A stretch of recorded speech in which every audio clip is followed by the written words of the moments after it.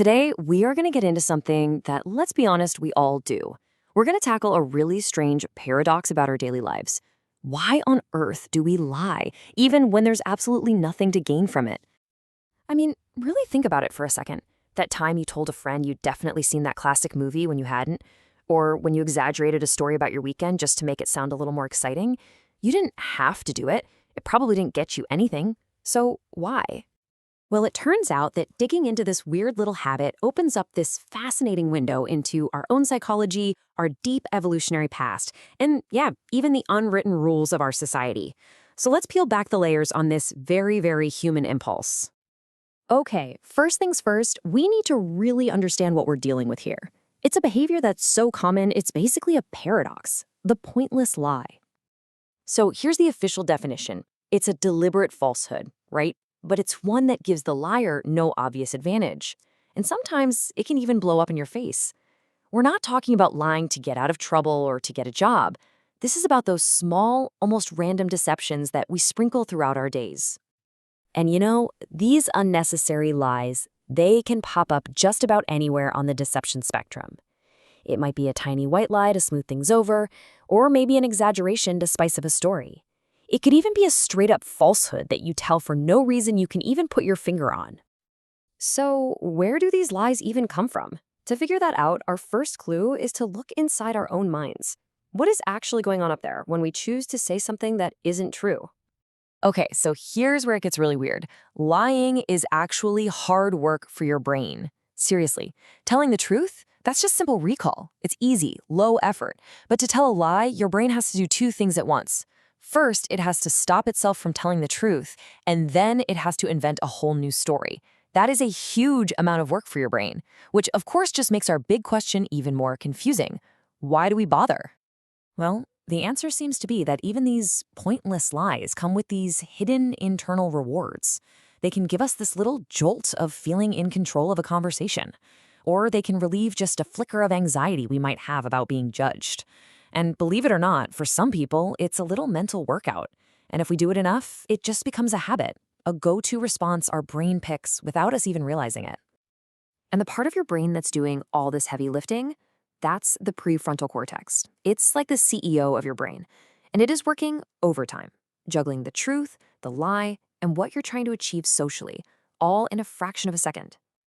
All right, for our second clue, we need to zoom way out. We're going from our own individual brains to the ancient blueprint for our entire species. Because it turns out, this whole lying thing, it's not new, it is ancient. And get this, it's not even just a human thing. Scientists see this kind of tactical deception all over the animal kingdom. You've got chimpanzees who will actively hide food from their rivals. Crows will literally pretend to stash food in one spot while secretly hiding it somewhere else.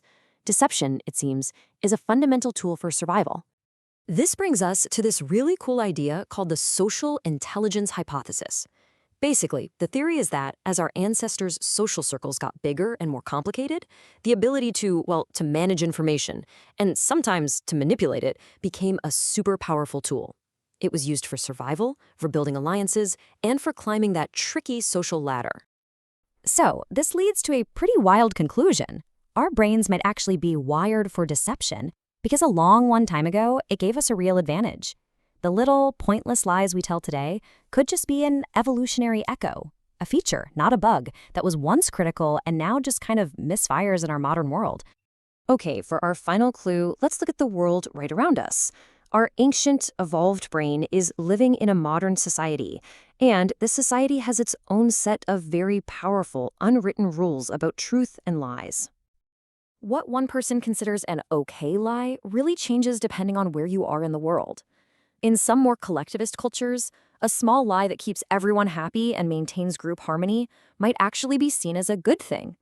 Meanwhile, in more individualistic cultures, we might say we prioritize the absolute truth, but then see lies that boost someone's personal image as pretty common. And I mean, you don't have to look any further than your phone to see this in action. Social media practically begs us to create a curated self, which is, let's be real, often a slightly exaggerated, polished, or very selectively edited version of who we really are. This just normalizes a culture of small, constant deceptions. So at the end of the day, a lot of these seemingly unnecessary lies do, in fact, serve a purpose. They act as a kind of social glue. We use them to avoid awkward moments, to spare someone's feelings, and just to keep our relationships running smoothly.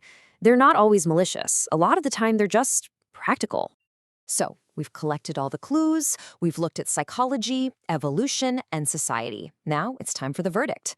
Let's pull this all together and figure out why this seemingly small, quirky habit actually matters a lot. And the verdict is in. These lies we tell, they aren't truly pointless, not at all. They are the complex result of a brain that gets a little reward for deception, a deep evolutionary history that favored social strategy, and a modern society that, frankly, often asks us to bend the truth.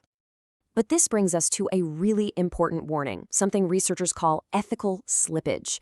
See, when we tell these small lies, our brain's negative reaction, that little pang of guilt or stress, it actually gets weaker over time. We become desensitized. And that makes it psychologically easier to tell a slightly bigger lie the next time. It's a very real, very slippery slope. And beyond what it does to us personally, there's a cost to all of us. Every lie, no matter how tiny, chips away at the very foundation of social trust. Because if we can't rely on the small things people say, it gets a whole lot harder to trust them with the big things. So, we're left with a final question. And this one is personal. We know our brains are wired for deception. It's a tool that was forged by evolution and has been shaped by society. Now that you know why you lie, what are you going to do with the truth?